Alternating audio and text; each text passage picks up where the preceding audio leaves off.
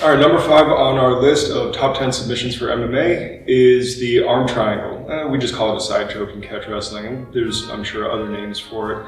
Don't worry about names. Names don't win fights. Techniques do. So in this case, there's a couple of things we need to remember, right? This choke, it's a strangle properly, it turns into a neck crank really quickly, and there's nothing wrong with neck cranks. We love neck cranks. But you got to do stuff on purpose. And if the point of the thing is to strangle somebody or choke somebody, make sure you're doing that first, and the neck crank is gravy on top of it. The other thing is we want to make sure, because the arm is in on this, we want to make sure that the arm's not smashing across their face, but actually cutting across their artery. The whole point of arm in chokes is that while you have one of your limbs on the artery, you have their limb on the other artery, creating that V that we need. So if it's smashing across their face, you're not going to get a very good one. It's just, if it works at all, it's going to take way too long and give them too much opportunity to escape. Unless they're a wimp and they want to tap, in which case go for it.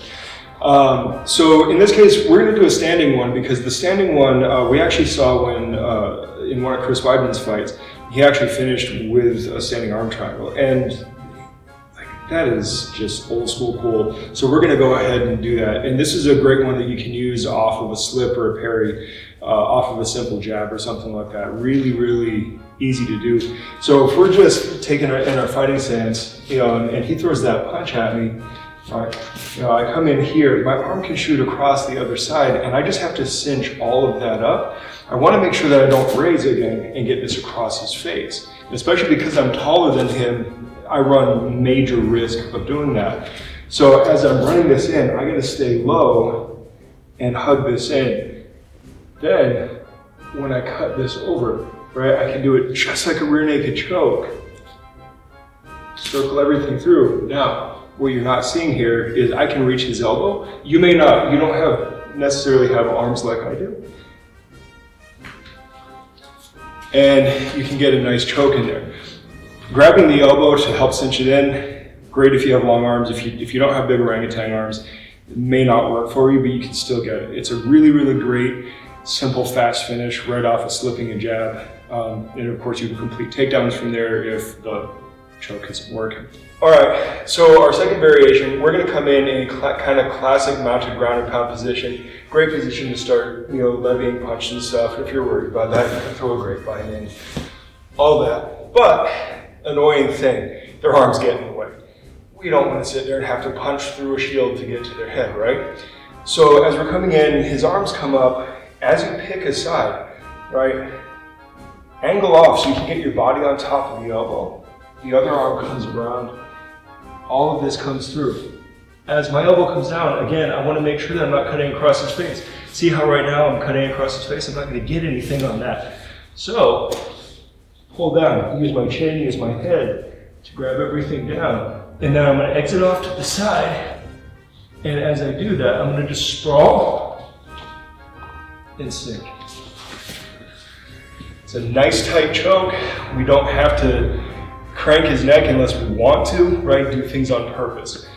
Exiting out to the side just helps you cut in that angle a little bit better, and it helps you keep that arm low instead of smashing across his face and just trying to do it in one artery.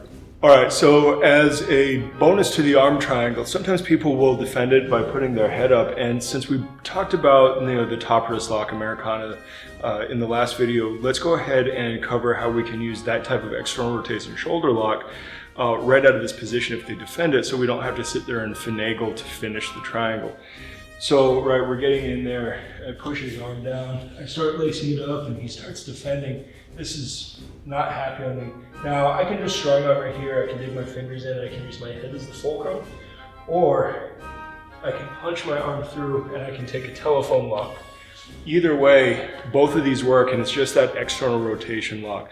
Real good backup to have just in case your triangle's not working, you're struggling too hard for it. All right, so there's number 5, our arm triangle. And again, there's a million ways you can do this, right? It's just an arm in choke. So go ahead and share your favorites down in the comments below, and we'll get to number 4 in the next video.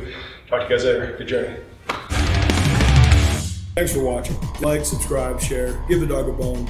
You can follow us on our other social media accounts, and if you really like us, you can head over to Amazon and buy a shirt. You can also go over to Gumroad and purchase some of our instructional courses. All of the links will be provided and also on our website. If you happen to be in the Phoenix area, we would love to meet you. Come drop in for a class, even just to chat. And if you're looking for a new home, we would be happy to have you. So until next time, good journey.